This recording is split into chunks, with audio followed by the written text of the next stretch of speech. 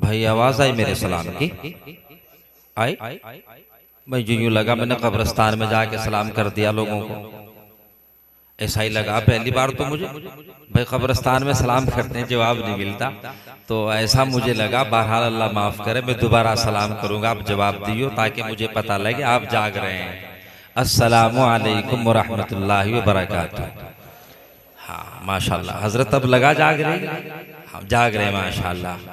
देखो अल्हम्दुलिल्लाह भाई, बातें तो बहुत कीमती चल रही है, हो रही हैं। जलसा जब से शुरू हुआ अब तक और आखिर तक सब कीमती बातें होंगी। असल बात है अमल करने की। चंद लम्हात मुझे भी आपके दरमियान में रहना है। कबल इसके कि मैं अपनी बात का आगाज दूं, मैं चाहता हूं कि आप में थोड़ी सी चुस्ती आ जाए। एक वाकया मेरे जहन में पड़ता है। 3 दोस्त हुआ करते थे, 3। उन तीनों दोस्तों ने एक इरादा ये किया कि चलो सैरो तफरी के लिए कहीं घूमने चलते हैं। वो तीनों दोस्तों ने जब इरादा किया, पहले ज़माने में और अब के ज़माने में फ़र्क ये था कि पैसे की फरावानी अब ज़्यादा है, उस वक़्त कम थी। और जब सहूलतें सफ़र करने की बहुत कम थी, अब बहुत ज़्यादा है। पहले सफ़र महीनों में हुआ करते थे, हफ्तों में, अब घंटों और मिनटों में सफ़र हो जाया करते हैं। अब वो तीनों दोस्त थे और दोस्त बहुत अजीज़ और जिगरी यार थे। तीनों ने ये सलाह पाई कि भाई थोड़ा सफ़र का सामान रख ले, थोड़ी खजूरें ले ले, थोड़ा छुआरा ले ले, थोड़ा खाने का साजो सामान ले ले। वो तीनों हजरात थोड़ा थोड़ा सामान लेके सफ़र पे निकल पड़े। सफ़र तवील था तो कुछ रास्ते में चल कर के वो जो सामान घर से तैयार करके लेके चले थे वो ख़त्म हो गया। अब जब वो ख़त्म हो गया, इतना सा बचा कि जिससे कि एक आदमी ही पेट भर के खा सके। तीनों को भूख बहुत लग गई। अब जब भूख तीनों को बहुत लग गई तो तीनों खाने की तरफ दौड़े। कह ले कि भाई अगर तुम खाते हो तो मैं बच जाता हूँ, मैं खाता हूँ तो तुम बच जाते हो। एक ऐसा काम कर लिया जाए कि इस खाने को वो खाएगा जो रात में सबसे अच्छा ख्वाब देखेगा। तीनों दोस्त थे चूंकि, कह लगे चलो भाई ये ठीक है, जिसको भी रात को अच्छा ख्वाब आएगा वही इस खाने को सुबह उठ के खा लेगा। अब तीनों में ये सलाह हो गई, भूखे पेट थे, नींद किसको आए, करवटें बदलते रहे। एक को ज्यादा भूख लगी हुई थी, वो रात के 12-1 बजे उठा और अपने पड़ोसी को जगाया। कह लगे यार उठ, मुझे तो बहुत अच्छा ख्वाब आया है। झूठ में ही बताने लगा। कह लगे यार क्या ख्वाब आया? अगर यार इसे भी उठा दे, तीसरे को भी, इसने भी ख्वाब देख लिया होगा, भूख ज्यादा लग रही है। बाहर के तीनों आदमी उठे, तीनों दोस्त उठे। पहले ने बताया कि यार जब मुझे ख्वाब आया, मैंने ख्वाब में हजरत मूसा अलैहिस्सलाम को देख लिया और हजरत मूसा अलैहिस्सलाम ने मुझे कहा, अरे मेरे उम्मती उठ, यहाँ क्या कर रहा है? चल तुझे आज मैं जबल तूर की सैर करा दूं, तुझे आज वो पहाड़ दिखाऊंगा जिस पहाड़ के ऊपर मुझे अल्लाह ने अपनी तजल्ली दिखाई थी। कहने लगे यार ये तो बहुत अच्छा ख्वाब है भाई। अब भाई तुझे क्या ख्वाब दिखा? कहने लगे बस मुझे तो इससे भी बड़ा ख्वाब दिखा। कहने लगे क्या दिखा? दूसरे ने कहा कि सुन, तू मूसा का मानने वाला तो तुझे मूसा नजर आए, मैं ईसा का मानने वाला तो मुझे ईसा नजर आए। मेरे पास हजरत ईसा अलैहिस्सलाम आए और कहा भाई यहाँ क्या कर रहा? मैंने कहा कि मैं सो रहा हूँ, मुझे भूख लगी। के उठ, चल तुझे आज मैं पहाड़ों की सैर कर, आसमानों की सैर कराता हूँ। हजरत ईसा अलैहिस्सलाम ने मेरा हाथ पकड़ा, मुझे पहले आसमान पे, फिर दूसरे आसमान पे, फिर तीसरे आसमान पे, फिर चौथे आसमान पे, फिर 5वें आसमान पे, हत्ता कि मुझे 7वें आसमान पे ले जाके रोक दिया। तीसरे से पूछा भाई तुझे क्या ख्वाब नजर आया? भाई मेरी हालत तो बहुत खराब है, मुझे ना पूछो, मेरी हालत पतली हो रही, मुझे मत पूछिए, मैं डर में हूँ, खौफ में हूँ। साथियों ने कहा रे भाई अल्लाह के बंदे बता। कि भाई मेरे से ना पूछो। अक नहीं बता भाई। कह लगे भाई ऐसा हुआ, जब हम तीनों पढ़ के सो गए तो मेरे पास 2 फरिश्ते आए। कितने भाई? जाके सुनो, कितने? 2 फरिश्ते आए और उन दोनों फरिश्तों के हाथों में इतने मोटे मोटे डंडे, और मुझे कहा, और नालायक तू यहां सो रहा, खाना तेरा इंतजार कर रहा है, उठ इसे खा ले। मैंने कहा नहीं भाई नहीं, अभी मेरे साथियों को उठने दो, अभी इनके ख्वाब मुझे सुनने हैं। अगर इनका ख्वाब मुझसे बेहतर हुआ तो फिर ये खाना खाएंगे, और अगर तेरा ख्वाब बेहतर हुआ तो खा लेना। मैंने कहा फरिश्तों मैं ये खाना नहीं खाऊंगा। फरिश्तों ने मेरे ऊपर डंडे उठा लिए, इतने मोटे मोटे डंडे हाथ में थे। अब उनको भूख लगी हुई थी। एक ने कहा, कहने लगे यार तू हमें ना उठा देता। दूसरे ने कहा तू हमें आवाज ना लगाता। तो तीसरे ने कहा, कहने लगे भाई तुझे आवाज कैसे देता, तू तो हजरत ईसा के साथ आसमानों पे था, और ए मेरे पहले भाई तुझे आवाज कैसे देता, तू मूसा के साथ पहाड़ पे था। अब मरता क्या ना करता, मैं उठा और खाना खा गया। तो भाई अगर जाकर के बात सुनोगे तो इंशाल्लाह जलसा कामयाब होगा। मालूम ये हुआ कि पहला जलसा है, लेकिन जलसे की थोड़ी एक तमीज और भी समझ ले। ये जो हमारे नौजवान साथी खड़े, समझता हूँ कि देखो अभी मैंने कहानी बैठने शुरू हो गए, मुझसे बड़ी मोहब्बत रखते हैं, जहां मैं जलसे में जाऊं सारे चले जाएं, और मुझे यूं कहते रहे मौलाना जब आप आओगे तो हमें बता दियो, फोन करते रहे। अच्छा बताओ मैंने बैठने के लिए कहा इनसे, कहा तो नहीं, बैठ गए। जानते हैं कि हमें जरूर रोकेंगे। अल्लाह इनकी उम्रों में बरकत अता फरमाए, आमीन को। अल्लाह इस मदरसे को और यहाँ के लंढोरा गुज्जर को अल्लाह दिन दोनी रात चौगनी तरक्की अता फरमाए। बहरहाल इंशाअल्लाह ताला मुझे 50 मिनट का जो वक्त मिला है, इसमें मैं कोशिश करता हूँ कि अपनी बात को बहुत जल्द समेटूं। अल्हम्दुलिल्लाह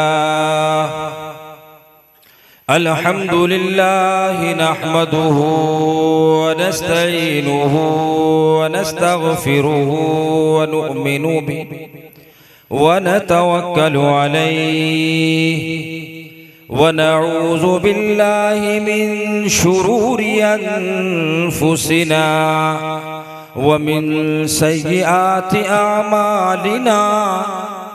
मन यहदिहिल्लाहु फला मुज़िल्ल लहु व मन युद्लिल्हु फला हादिय लहु व नशहदु अन ला इलाहा इल्लल्लाहु वहदहु ला शरीका लहु व नशहदु अन्ना मुहम्मदन अब्दुहु व रसूलुहु। अम्मा बाद फ़अऊज़ु बिल्लाहि मिनश शैतानिर रजीम। बिस्मिल्लाहिर रहमानिर रहीम। इन्ना नहनु नज़्ज़लना ज़िक्रा व इन्ना लहु लहाफ़िज़ून। वक़ाल नबिय्यु सल्लल्लाहु अलैहि वसल्लम खैरुकुम मन तअल्लमल क़ुरआन व अल्लमह। ला रैब तेरी रूह को तस्कीन मिलेगी, तू क़र्ब के लम्हात में क़ुरआन पढ़ा कर। इक़बाल मिल जाएगा तुझे भी जीने का करीना, इक़बाल मिल जाएगा तुझे भी जीने का करीना। तू फुर्सत के लम्हात में सरवरे कौनैन पढ़ा कर।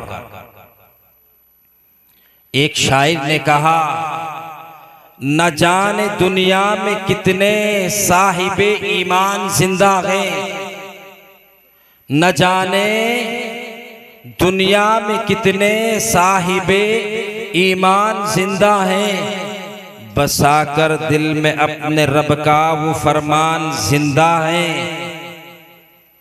और नुस्खाए कुरान को जलाकर क्या समझते हो तुम, अभी दुनिया में लाखों करोड़ों हाफिज कुरान जिंदा है। मोहतरम बुजुर्ग और अजीज साथियों, कुर्ब जवार साहिबी मेहमानाने इज़ाम, स्टेज के ऊपर तशरीफ़ फरमा उलमाए इज़ाम और यहाँ के मोहतमिम असातिज़ाए किराम और पर्दा नशीन मेरी माँ और मेरी बहनें और इस मदरसे में पढ़ने वाले बच्चे और बच्चियों, अल्लाह रब्बुल इज़्ज़त का बड़ा एहसान है, बड़ा फजल है कि अल्लाह रब्बुल इज़्ज़त ने हम सबों को अपने इस मदरसा आबिदिया का ये सालाना जलसे का और इसमें बैठकर कुछ सुनने का मौका इनायत फरमाया है। बहुत सी रिवायतों में आता है कि जो शख्स अल्लाह और रसूलुल्लाह वाला हो जाता है, अल्लाह उसके ऊपर जन्नत वाजिब कर देते हैं और दोज़ख की आग को हराम कर देते हैं। आप हैरान होंगे, परेशान होंगे, पूछेंगे और पूछने वाला पूछ सकता है, और मौलाना हम अल्लाह वाले कैसे हुए? हम तो जब तक आबिदिया के जलसे में नहीं थे, जलसे में आने से पहले हम में चोरी का ऐब था, चुगली का ऐब था, शराब का ऐब था, झूठ का ऐब था, बद नजरी का ऐब था, बद जबानी का ऐब था, गाने सुनते थे। और मौलाना आपके पास कौन सा ऐसा फंडा है कि हम जैसे ही आबिदिया के जलसे में आए आपने हमें अल्लाह वाला कह दिया, रसूलुल्लाह वाला कह दिया। ओ मेरे भाई और बुजुर्गों, अजीज साथियों और जलसा गाह में तशरीफ लाने वालों, सुनो, मैं आपको इसलिए अल्लाह वाला कह रहा हूँ, रसूलुल्लाह वाला कह रहा हूँ कि आप अल्लाह और रसूलुल्लाह की मजलिस में बैठे हुए हो, और जो जिसकी मजलिस में आ जाया करता है वो उसी का वाला कहलाया जाता है।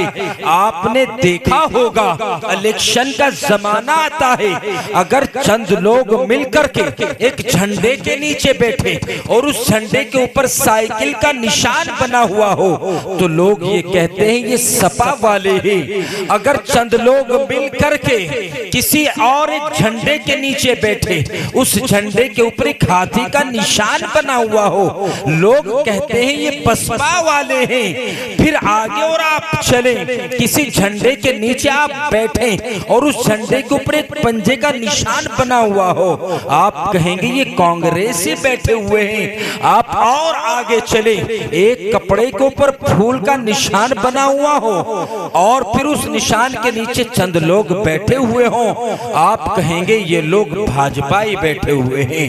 आपको ना किसी ने ये बताया कि ये सपा वाले हैं, ये बसपा वाले हैं, ये कांग्रेसी है, ये भाजपाई है।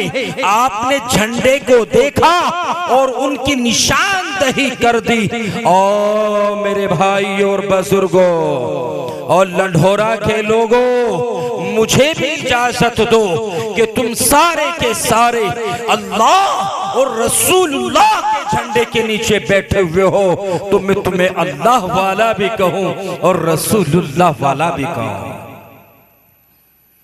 हजरात गरामी, आज जिसकी निस्बत पर आपको बुलाया गया है वो अल्लाह रसूलुल्लाह है, अल्लाह का कुरान है।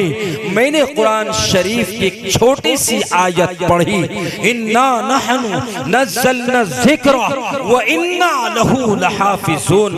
अज़ीज़ान मिल्लत, उम्मत मुस्लिमा के नौजवानों बुजुर्गों, कुरान की अजमत क्या है मैंने किताबों में पढ़ा है, है, उलमा की ज़बानी सुना है, जिस तरीके से अल्लाह की अजमत को मुख्तसर वक़्त में बयान नहीं किया जा सकता है। बिआइन ही अल्लाह के अंदर से निकला हुआ कलाम कलामुल्लाह, इसकी अजमत भी बहुत बड़ी अजमत है, इसको भी मुख्तसर वक़्त में बयान नहीं किया जा सकता है। क्यों? क्योंकि दुनिया में किताबें और भी नाजिल हुई है, मगर सारी की सारी किताबें हैं। तौरात आसमान से उतरी, ज़बूर आसमान से उतरी, इंजील आसमान से उतरी, मगर सारी की सारी किताबें हैं। किसी किताब को किताबुल्लाह नहीं कहा गया, कलामुल्लाह नहीं कहा गया, तौरात को कलामुल्लाह नहीं कहा गया, ज़बूर को कलामुल्लाह नहीं कहा गया, इंजील को कलामुल्लाह नहीं कहा गया, मगर जो मेरे और आपके आखिरी पैगंबर हजरत मोहम्मद मुस्तफ़ा सल्लल्लाहु अलैहि वसल्लम के ऊपर जो नाजिल हुआ अल्लाह का कलाम, जिसको हम कुरान मजीद कहते हैं, इसी किताब को किताबुल्लाह भी कहा गया और कलामुल्लाह भी कहा गया है।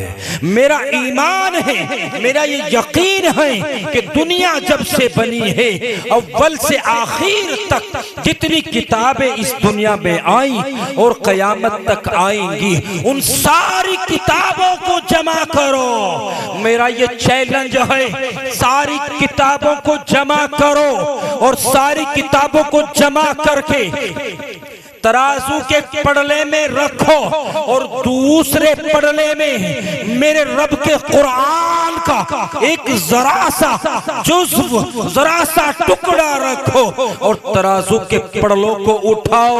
ओ खुदा की कसम, मेरा ये ईमान है कि तराजू का पड़ला वो झुकेगा जिस पड़ले में कुरान का जरा सा जुज़्व रखा हुआ होगा। कुरान की अजमत को कौन बयान करे? और कुरान की अजमत का अंदाजा इस बात से भी लगाया जा सकता है। मैं फॉर एग्जाम्पल आपको पेश किए देता हूँ। कुरान के ऊपर एक जरा सा गत्ता लगा हुआ होता है।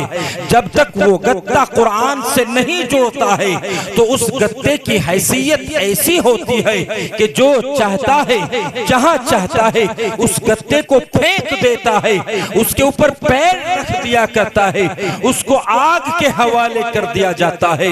मगर जैसे ही वो गत्ता कुरान अजीम से जुड़ जाया करता है, हालांकि उस गत्ते के ऊपर कुरान नहीं लिखा गया है, कुरान उसके ऊपर नहीं लिखा गया है, कोई आयत उसके ऊपर नहीं लिखी गई है, मगर कुरान से जैसे ही जुड़ा, क्या बात है, मुसलमानों के दिलों में उस गत्ते की अजमत भी क्यों बढ़ जाती है? इसलिए कि वो गत्ता कुरान अजीम की निस्बत से जुड़ चुका है। इसलिए मेरे प्यारों, मेरे बुजुर्गों, अजीज साथियों, आप सारे के सारे जितने हजरात यहाँ बैठे हुए हैं, ये सारा का सारा मजमा कुरान की अजमत के ऊपर बैठा हुआ है, कुरान की मोहब्बत में बैठा हुआ है। कुरान अजीम की बरकत का ये सदका है कि आप लोग यहाँ बैठकर उलामाए रब्बानियीन के खिताब को समात फरमा रहे हैं। हजरात गिरामी, कुरान अजीम अल्लाह की बहुत बड़ी किताब है। ये सारे कलामों से ज्यादा अफजल है, और अफजल क्यों ना हो, जिसने उतारा यानी खुद अल्लाह रब्बुल इज्जत ने इसको नाजिल किया। मेरा रब कितना बड़ा है। कुरान में अल्लाह ने फरमाया, इन्नल्लाह अला कुल्ली शैइन कदीर, मेरा रब सारी चीजों के ऊपर कुदरत रखता है। खा वो जमीन के नीचे क्यों ना हो, खा वो जमीन के ऊपर क्यों ना हो, वो आसमानों में उड़े, वो समुद्रों में चले, वो दरियाओं में बहे, मेरा अल्लाह हर चीज की खबर रखता है, हर चीज के ऊपर कुदरत रखता है।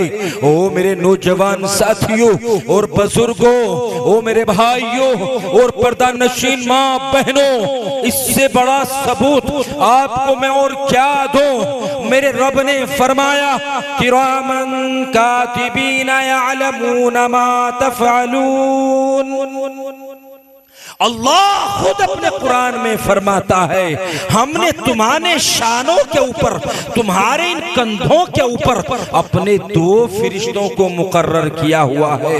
वो हमारी हर हरकत को नोट कर रहे हैं। हम गलत करते हैं तो भी लिखते हैं, अच्छा करते हैं तो भी लिखते हैं। ओ मेरे प्यारो, ये जिंदगी है, ये जिंदगी बर्फ के मानिंद है, ये घुलती हुई जा रही है। अब इस जिंदगी की शाम का नहीं पता है कि ये जिंदगी की शाम कब हो जाए, कब अल्लाह की तरफ से ये पैगाम आ जाए, कुल्लु नफ्सिन ज़ाइक़तुल मौत। दुनिया में 1 नहीं, 2 नहीं, 10 नहीं, 50 नहीं, सैकड़ों मजहब के लोग हैं। और सैकड़ों मजहब के लोगों में कुछ लोग इस तरह से भी तुम्हें मिलेंगे कि वो अल्लाह को भी नहीं मानते हैं। कुछ परसेंटेज लोग ऐसे मिलेंगे कि वो अल्लाह को बिल्कुल ही नहीं मानते हैं। मगर जब उनसे ये पूछा जाए कि मौत के बारे में तेरा क्या ख्याल है, तो वो कहते हैं कि मौलाना मरना जरूर है। ओ मेरे भाइयों, इतना जिंदा हो, ये पूरा का पूरा मजमा तेरे साथ खड़ा नजर आता है। मरने के बाद तेरे वारिसें, तेरी औलादें, तेरे माँ बाप, तेरे भाई बहन, तेरे रिश्तेदार जो तेरा एक होने का दम भरते हैं, सब तेरा साथ छोड़ देंगे। मिन्हा खलकनाकुम व फीहा नुईदुकुम व मिन्हा नुखरिजुकुम तारतन उखरा। 3 मुट्ठी मट्टी की डालेंगे, अपने वतन को लौटेंगे, 2 दिन तेरे चर्चे करेंगे, फुला ऐसा था, फुला ऐसा था। हाय हाय, जब मौत का फरमान घरों पे जारी होता है, घरों में कोहराम मच जाता है। ये तेरा बूढ़ा बाप जिसकी सफेद दाढ़ी हो गई है, जिसने तुझे अंगूठा पकड़ के चलना सिखाया, एक कोने में वो खड़ा रो रहा है। उधर वो तेरी माँ जिसने तुझे 9 महीने पेट में रखा है, उधर वो दहाड़े मार के रो रही है। उधर वो तेरी बहन जो तेरे भाई होने का दम भरती है, उधर चीखे मार मार के वो बेहोश हुई जा रही है। क्या बात है ओ मेरे नौजवान साथी, जब तू इस दुनिया से जा रहा है, पूरे घर को कोहराम में बदल के जा रहा है। चीखों पुकारे चल रही है, हर तरफ सन्नाटा है, चीखों पुकार है। आज तू दुनिया से जा रहा है और तेरी ताकत इतनी नहीं है कि तू अपनी मर्जी से आंख खोल ले, तू अपनी मर्जी से जबान खोल ले, तू अपनी मर्जी से अपनी रोती हुई माँ को चुप कर दे। अम्मा जान रोना नहीं, तूने 9 महीने पेट में रखा है, बड़ी मुशक्कतें उठाई है, तू अपनी माँ को चुप भी नहीं कर सकता है, अपने बूढ़े बाप को ये अल्फाज नहीं कह सकता है, ए अब्बा जान कोई बात नहीं है, आप चुप हो जाओ, गम करने की बात नहीं है। तेरी ताकत तो इतनी भी नहीं है कि तू किसी को कुछ कह सके। ऐ नौजवान बुजुर्ग और साथियों, देखते ही देखते रिश्तेदार आएंगे जिनका तेरे बगैर ब्याह शादियां नहीं हुआ करती थी, वो आएंगे, तेरा नाम भूल जाएंगे, तेरी हैसियत भूल जाएंगे।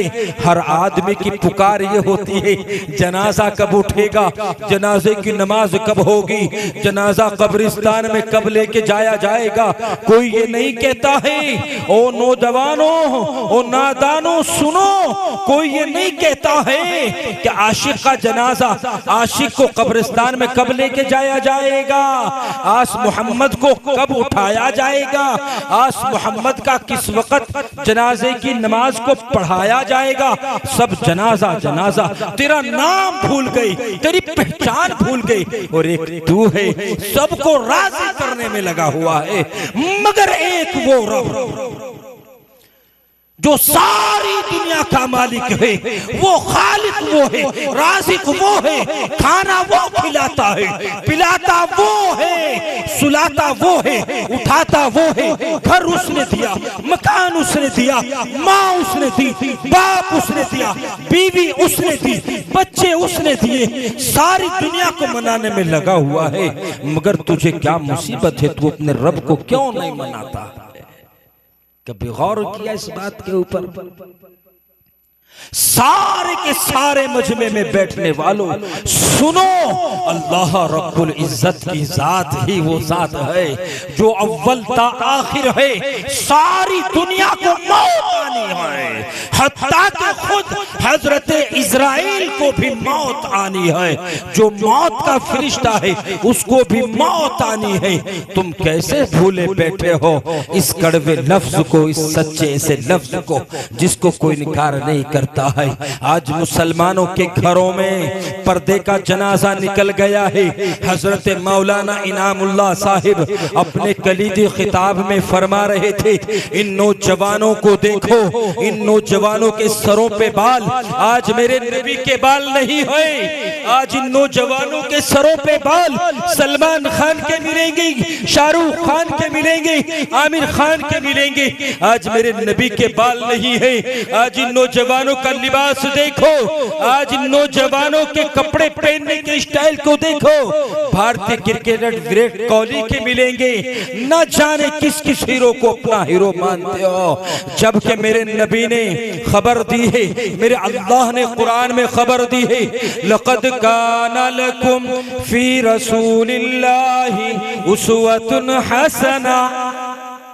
हाय, अल्लाह का कुरान कह रहा है हमने तुम्हारे लिए अपने नबी को एक बेहतरीन नमूना बना करके भेजा है।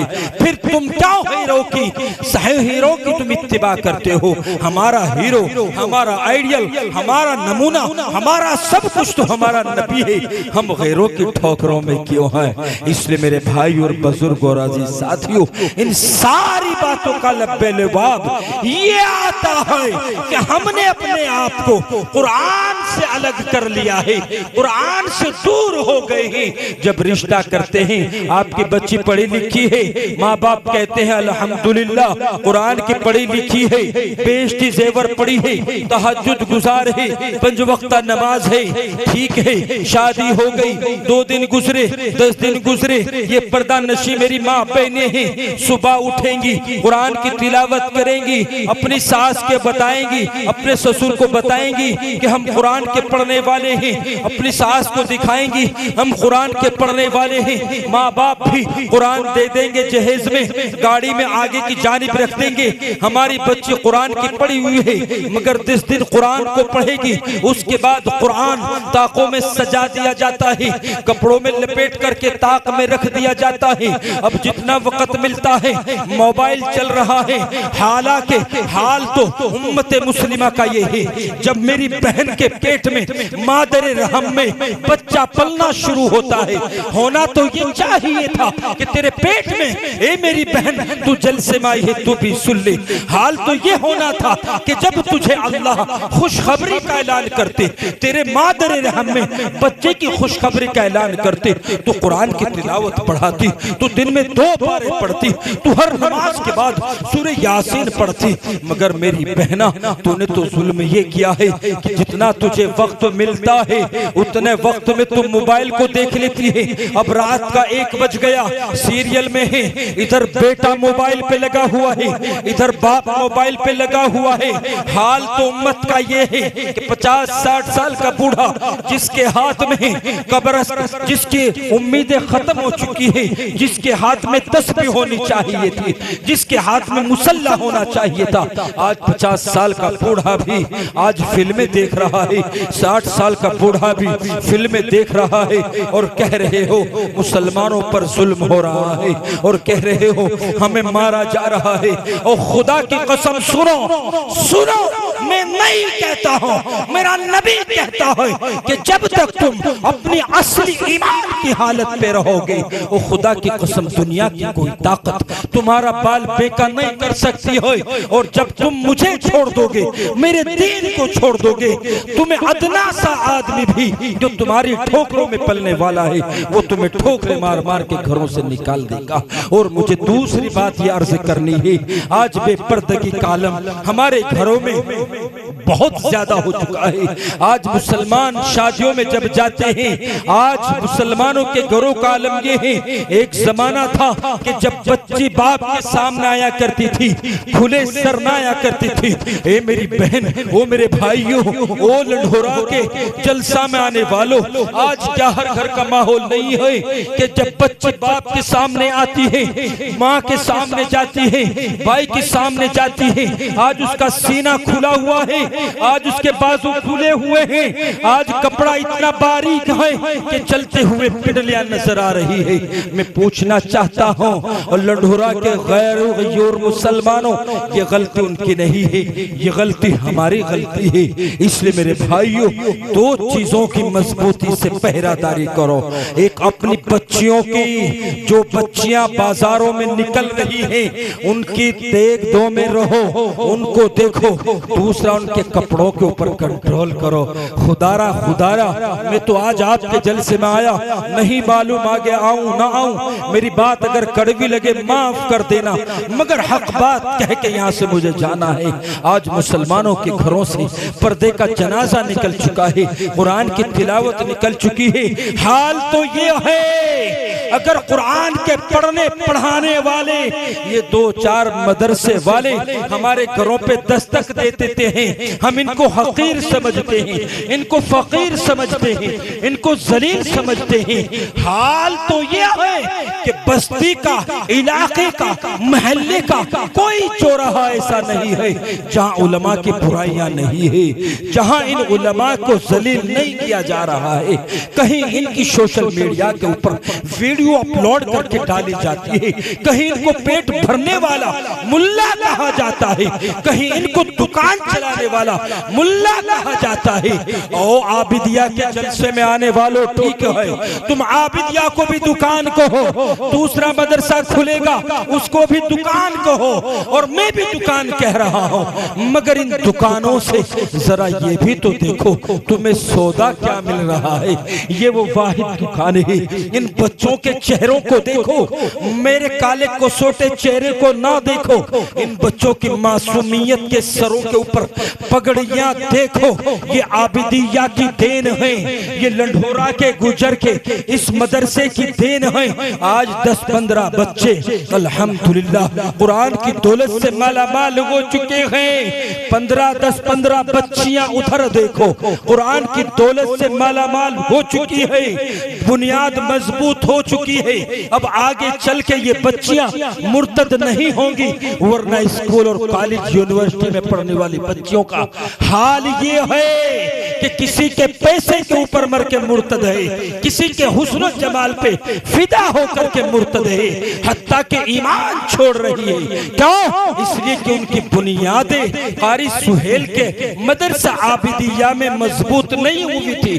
अगर उनकी बुनियाद यहाँ मजबूत हो जाती, खुदा की कसम मेरी बहन आज ईमान की दौलत को ठोकर मार के किसी गैर के यहाँ जाकर के शादी ना करती, कहीं निकाह की बजाय वो मेरी बहन फेरे ना फेरती, कहीं कुरान पढ़ने की बजाय मेरी बहन गीता ना पढ़ती, कहीं सजदा करने की जगह तिलक और टीका ना लगाती। इसकी वजह ये है कि हमने अपने बच्चों को और अपनी बच्चियों को इन मदारिसों से दूर रखा है। हम इन मदारिसों से दूर है। वो नौजवानों बुजुर्गों, ये नौजवानी चंद दिन की है, जब मौत तेरे ऊपर साया बन के आएगी, ये इस जवानी को जिसको तू नाजा समझता है, जिसके ऊपर तू इतरा के चलता है, तेरे मरने के बाद जब लोग तुझे कब्र में छोड़ आएंगे, कब्र के कीड़े मकोड़े बिच्छू तेरे हुस्न को, तेरे जमाल को खा जाएंगे, तेरा सिर्फ ढांचा बचेगा और कुछ भी नहीं बचेगा। वो हड्डियां भी कुछ दिनों के बाद इस जहां से खत्म हो जाएगी, उसकी भी खाक बन जाएगी। इसलिए मैं अपने भाइयों से और बुजुर्गों से और लंढोरा के जलसा से जितना सुनने वाले लोग यहाँ पर आए हैं और मेरी माँ और बहन यहाँ आई है, मैं सबसे दरख्वास्त ये करता हूँ कि मदरसा आबिदिया को तुम चंदा दो ना दो, ये तुम्हारा और अल्लाह का मामला है, मगर कुरान की अजमत तो कुरान की अजमत है। आखिर एक बात और अर्ज करके अपनी बात को खत्म करना चाहता हूँ। मस्जिद नबवी का समा है, कुरान की अजमत क्या है। मस्जिद नबवी का समा है, सहाबाए किराम की जमात बैठी हुई है, हम सब के प्यारे नबी हजरत मोहम्मद मुस्तफ़ा सल्लल्लाहु अलैहि वसल्लम बैठे हुए तालीम दे रहे हैं। इतने में हजरत इजराइल तशरीफ लाए और मेरे आका के कान में कुछ आहिस्ता से कहा और चलते बने। अल्लाह के रसूल सल्लल्लाहु अलैहि वसल्लम ने अपने सामने से एक सहाबी को बुलाया और सहाबी से पूछा, ए मेरे सहाबी जानते हो ये कौन थे? कहा या नबी अल्लाह मैं नहीं जानता। नहीं जानते हो तो सुनो, ये मलकुल मौत था, ये मौत का फरिश्ता था। या नबी अल्लाह ये कहना क्या चाहते थे और कह के क्या गए हैं? फरमाया आखिरी पैगंबर आमना के लख्ते जिगर वजह तखलीक कायनात ने, ये मेरे सहाबी मुझे ये इत्तला दे के गए हैं कि चंद लम्हों में तेरे फुला सहाबी की मौत का पैगाम लेकर आने वाला हो। अन करीब इसकी रूह को कब्ज करूंगा और उठा के लेके चला जाऊंगा। या नबी अल्लाह मेरी मौत इतना करीब है। हाल तो ये है अगर उनकी जगह मैं होता, आप होते, हम घर जाते, अपने बच्चों को सीने से लगाते, अपने माँ बाप के सीने से लग जाते, अपने बच्चों को तलकीन करते, नसीहत करते, ए मेरे बच्चों प्यार से रहना, ए मेरी बीवी मेरे बच्चों का ख्याल रखना। मगर ये नबी का पसमर्दा है, ये नबी का जानिसार सहाबी है। खुदा की कसम घर का रुख ना किया, यूं कहा या नबी अल्लाह जब मेरे मौत का वक्त इतना करीब है तो या नबी अल्लाह मुझे कुछ अमल ऐसा बताए कि मैं जन्नत में सीधा चला जाऊं। मेरे नबी ने कहा ऐ मेरे सहाबी अगर तू ये चाहता है, अगर तू ये चाहता है कि तू दोज़ख से बचे और जन्नत में सीधा दाखिला ले तो आ। ऐ मेरे सहाबी मस्जिद नबवी का समा है।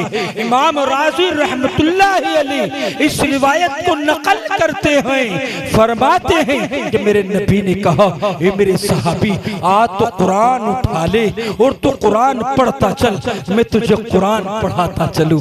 ये है कुरान की अज़मत। हजरत वाला तशरीफ ला चुके ही, अन करीब दुआ भी होनी है। मुझे चंद लम्हात और आपके दरमियान में रहना है। अभी मुझे एक साहब ने बताया कि मौलाना आप थोड़ा वालिदैन के मुताल्लिक भी अर्ज कर देना। मुझे 5-7 मिनट की बात एक और मेरे बात जहन में आती है, मैं वो अर्ज करता हूँ और अपनी जगह लेता हूँ। हजरत अलकमा एक सहाबी है, सहाबी रसूल है, अल्लाह के रसूल के सहाबी है। आखिर वक्त है, आखिर वक्त है, वक्त नज़ा में है, मौत करीब है, सांस लंबे लंबे आ रहे हैं, खिंचा के सांस आ रहे हैं। सहाबी रसूल अल्लाह के रसूल की खिदमत में हाजिर हुए। फरमाया नबी अल्लाह अलकमा जो सहाबी है, हमारे जो साथी हैं, उनको वक्त नज़ा में है, उनको मौत नहीं आती है, लंबी लंबी सांसें ले रहे हैं। मेरे नबी ने पूछा ए मेरे सहाबियों, ए मेरे साथियों, मेरे जानिसार सहाबाओ, ये पता करो कि अलकमा के घर पे कौन कौन लोग मौजूद है।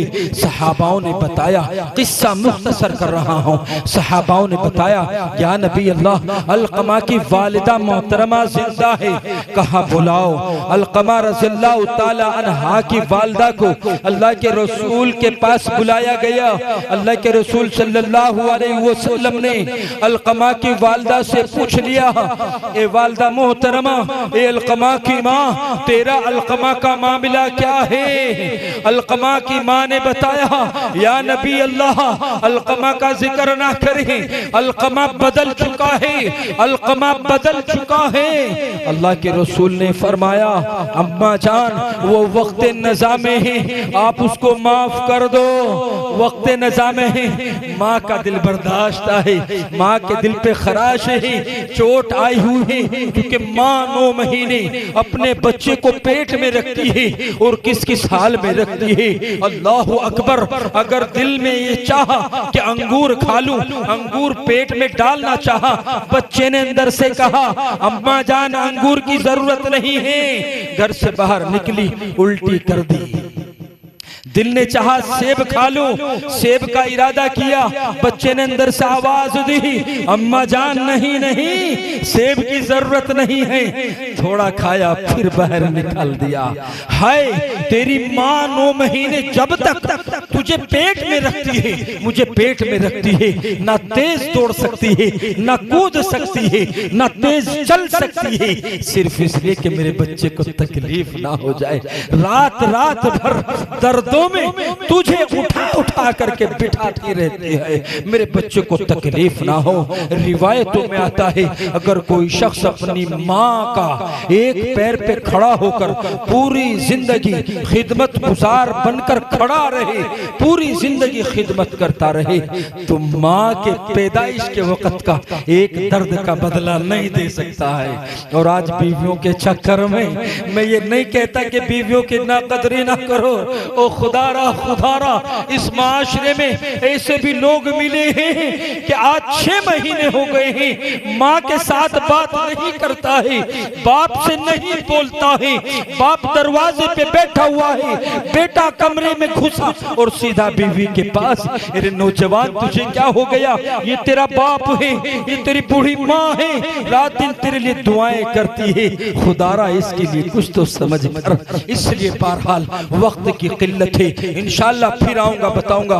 बहरहाल किस्सा मुख्तसर ये अलकमा रज़ियल्लाहु ताला अन्हा की माँ ने माफ ना किया, बिलगर्ज अल्लाह के रसूल ने कहा मेरे साहबियों लकड़ियों को इकट्ठा करो, लकड़ियों को जमा किया गया।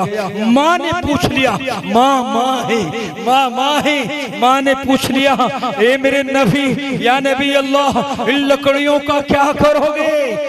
अल्लाह अकबर। अल्लाह के रसूल को इम्तिहान लेना था, बताने का मकसद ये कि माँ है, जब बीवी से बिगड़ती है तो घर उजड़ जाया करते हैं, तलाक़ें पड़ जाया करती है, मगर माँ की मोहब्बत में जरा सुन के चलो। माँ ने पूछला या नबी अल्लाह क्या करोगे लकड़ियों का।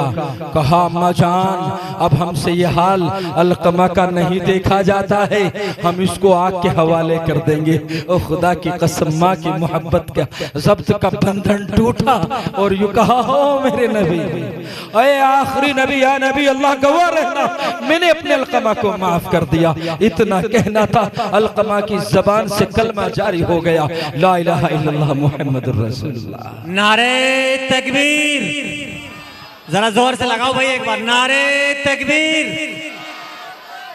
कहने का मकसद ये है कि माँ बाप बड़ी मुश्किल से मिला करते हैं, बड़ी मुश्किल से मिला करते हैं। नसीबों वाले हैं जिनके माँ बाप जिंदा है। आज तौबा करो, आज तौबा करो जिनके माँ बाप नाराज हैं। आज सब अपने माँ बाप के जाकर के पैर पकड़ोगे, कहो इंशाअल्लाह। जिनके माँ बाप नाराज हैं, खुदा की कसम जब जलसे से जाओगे माँ के पास जाके सलाम कर देना। एक एक हफ्ता हो जाता है, एक एक महीना हो जाता है, माँ से हम बात नहीं करते, बाप से हम बात नहीं करते, करोगे इंशाअल्लाह अमल। और दूसरी बात यह है, मैंने कुरान की अजमत में जो बताई बात कि कुरान की अजमत बहुत बड़ी अजमत है, ये अल्लाह की वाहिद किताब है, ये सबसे ऊंचा कलाम है, इसकी निस्बत के ऊपर हम सब लोग जमा हुए हैं। ये मदरसा आबिदिया है जिसने इस साल तकरीबन 20-25 बच्चों ने अल्हम्दुलिल्लाह कुरान की दौलत से सरफराजी हासिल की है।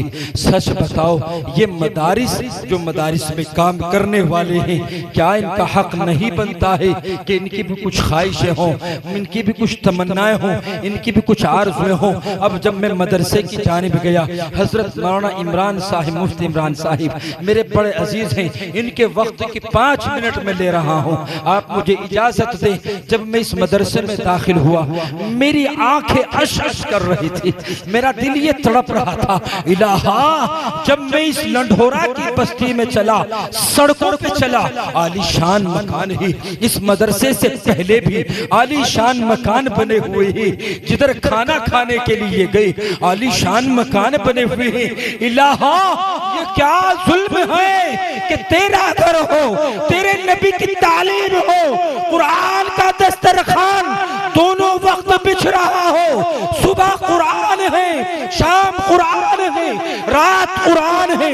इलाहा, इस घर के ऊपर टीन क्यों पड़ा हुआ है? सोचने वाली बात ये है, ये सोचने वाली बात नहीं आपने क्या खिलाया, ये सोचने वाली बात नहीं आप क्यों आए, सोचने वाली बात ये है कि हजारों लोगों की ये बस्ती है और मेरे अल्लाह का घर, मेरे नबी की जहां तालीम हो रही हो वो घर इस कंडीशन में है कि अच्छा मेहमान नहीं बैठ सकता है, मगर ये मेहमानान रसूल वहां बैठ के तालीम हासिल कर रहे हैं। तेज हवा चले जब डर लगता है, बारिश पड़े वो छन छन बोलता है। तुम अपने महलों में, अपनी कोठियों में पड़े हुए हो, तुमने कैसे सोच लिया है मैदान माशर में अगर अल्लाह के रसूल ने पूछ लिया, अल्लाह ने पूछ लिया, दौलत दी थी कहाँ खर्च की, माल दिया कहाँ खर्च किया, तेरे पड़ोस में मेरे नबी का घर था, उसमें मेरे नबी की तालीम थी, मेरे कुरान की तालीम थी, तुमने क्या किया? क्या जवाब देंगे?